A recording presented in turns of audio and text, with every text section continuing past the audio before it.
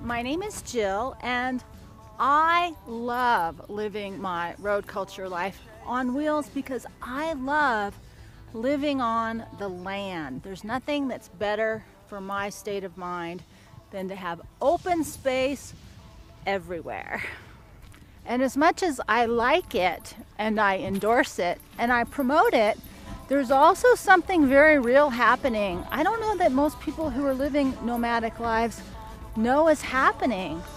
And that's what I wanted to talk about today, because it's easy to live in this RV community bubble. But there's a risk. There's something happening, and if you're not paying attention, all of this, okay, this isn't most people's dream, could easily go away. Can you hear the geese? There's tons of them.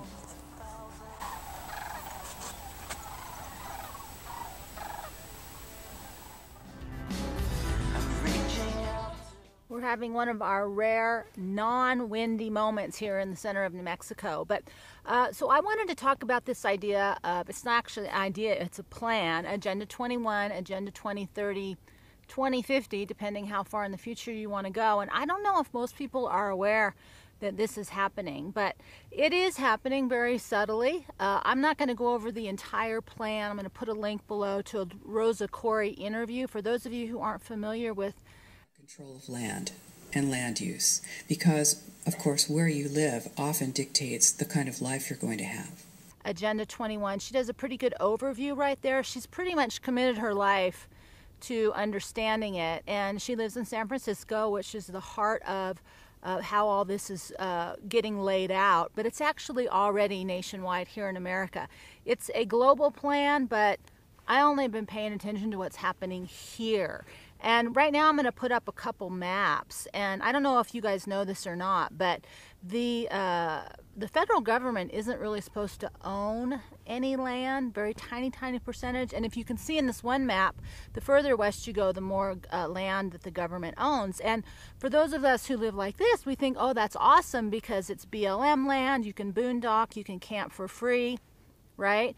But that's actually technically not land they're supposed to own. And the second piece of that is them owning it is part of them moving into this second map. And the second map is what she's talking about if you listen to her interviews. And there's an idea that they want to rewild America. And you see, it's very much more subtle and much more sophisticated than it was when the Nazis were doing it. You are not going to get thrown on a train car. You will just have your roads out in the rural areas pulverized and turned to gravel. You'll have your family well monitored. You will have your energy restricted. You will have your school service cut, your sheriff's service cut. You will find that you are not able to get your goods to market, and then you have to move into the city, and then you will move into this high-density development that is subsidized with our property tax dollars, and pretty soon you will have the Wildlands Project, which is predicated on moving people out of the rural areas. And this is how it happens. So, people say, well, hey, nobody's getting me off my land. Well, it's very easy. No one's going to come to your door with a gun, but they will move you off your land, and you will be in the cities. And those cities will be full capability of surveillance, monitoring, and control. Freedom! And what that really means is they want to move people into the city. And if you're like me, you love being out in the open where you can't see people. The last thing I want to do is live in a small, dense area. The only reason I can live in a tiny little space is because there's nobody around. That's the only reason it's possible for me. And this thing actually really terrifies me, but I wanted to bring it up because I don't know how many people who are living kind of a road nomadic lifestyle realize that it's on a very precarious ledge right now in terms of what the future holds. And the future, depending on who you talk to, the future plan is not to allow people like me or like you to live in such a way. And so this is something I think that's important to pay attention to. It's not something that can be done much about unless you live in a local community and you're active in local politics. But I think that the awareness that this is happening is vital, because one of the things I think where we get into trouble if we want to live alternative or we want to check out of society is we're not paying attention to what's happening. And there are huge cultural shifts right now happening, and that's really my goal with this channel, is to not talk about the fantasy RV life, but is to how can we create a culture, because I think there's a huge cultural shift happening around the world.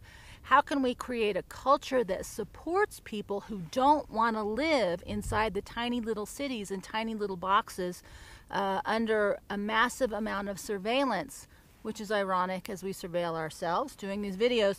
But I thought it was an important thing to bring up. So for those of you who like the idea of rewilding, I think it's important to know what that word actually means when the government is saying it, versus when I talk about going wild, I talk about less government. But that's not going to happen if we just sort of check out and don't pay attention. So my recommendation is to spend a few minutes listening to the interview below with Rosa Corey. You can do a search on Agenda 21, Agenda 2030, and to educate yourself, because it's real, it's happening, it's subtle. I didn't know it was happening in New Mexico until I started to look up a while ago some of the cities that were implementing the policies. And unfortunately, Mountain Air is one of those cities that's taking grant money, that's getting little tentacles into how the city is run.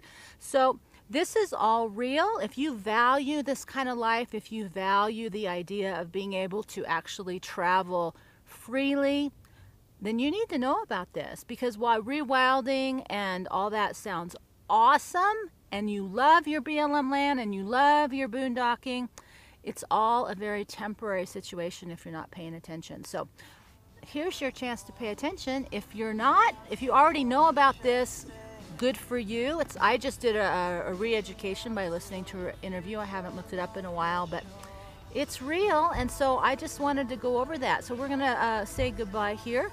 We'll be back. But first we're going to take a big old deep breath. I'm going to say, I hope you'll subscribe, and we'll see you next time.